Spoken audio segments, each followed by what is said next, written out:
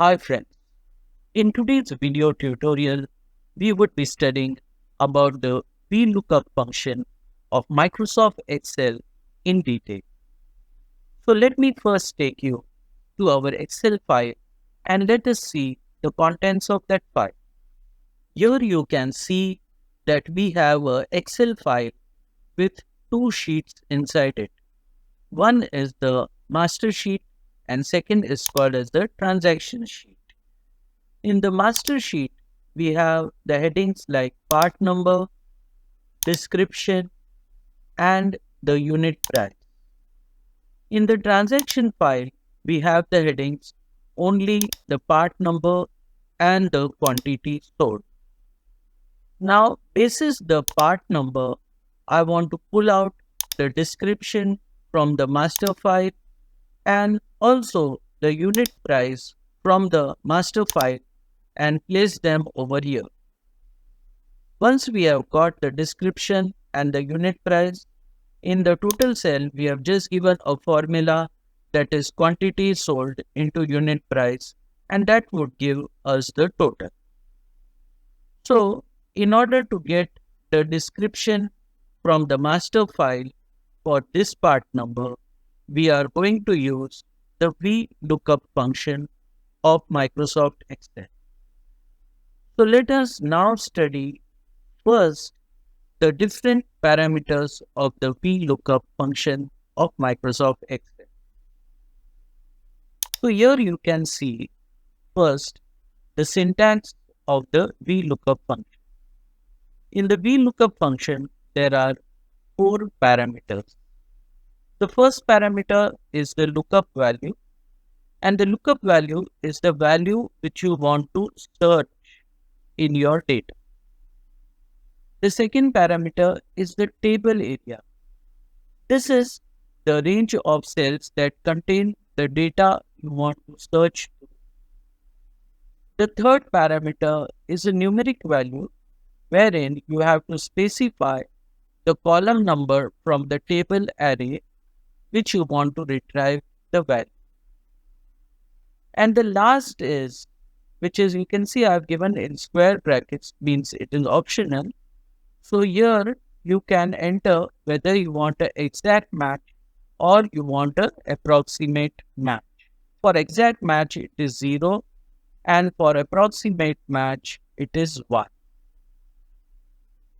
So now let us see the Vlookup function in Microsoft Excel. Now we are in our transaction sheet.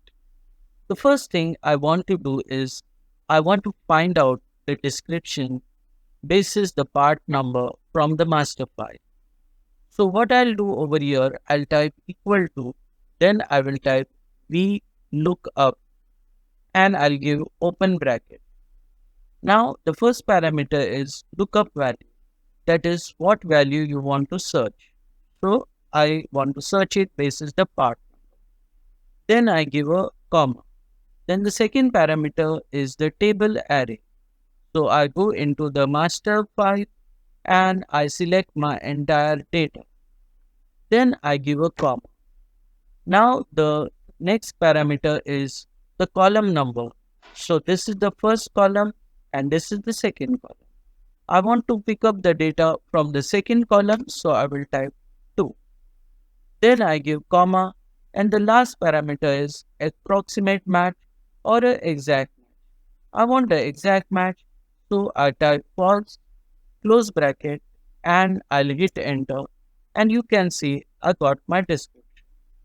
I'll just drag the formula down and I'll get the description for all the other rows.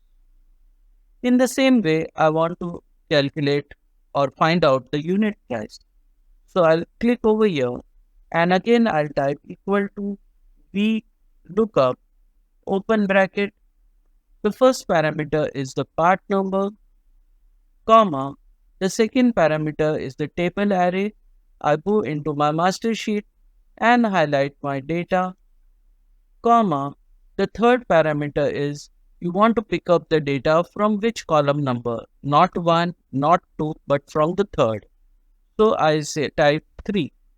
And the last parameter is a exact match or approximate match.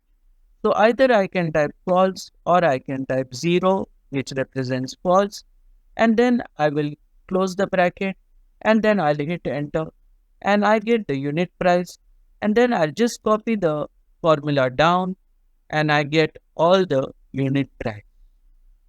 So this way, using the Vlookup function, we have pulled out the description from the master file as well as the unit price from the master file. So friends, finally I want to share with you two VLOOKUP tips. The first tip is ensure that the first column in the table array should have the lookup value.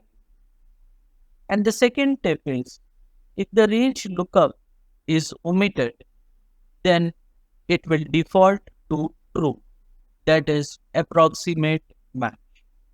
So keep these 2 points in mind as you are constructing the VLOOKUP function. With this, friends, we end this particular video tutorial. I would like to thank you for your time.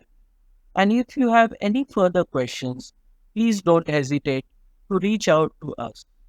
And don't forget to like, share, and subscribe.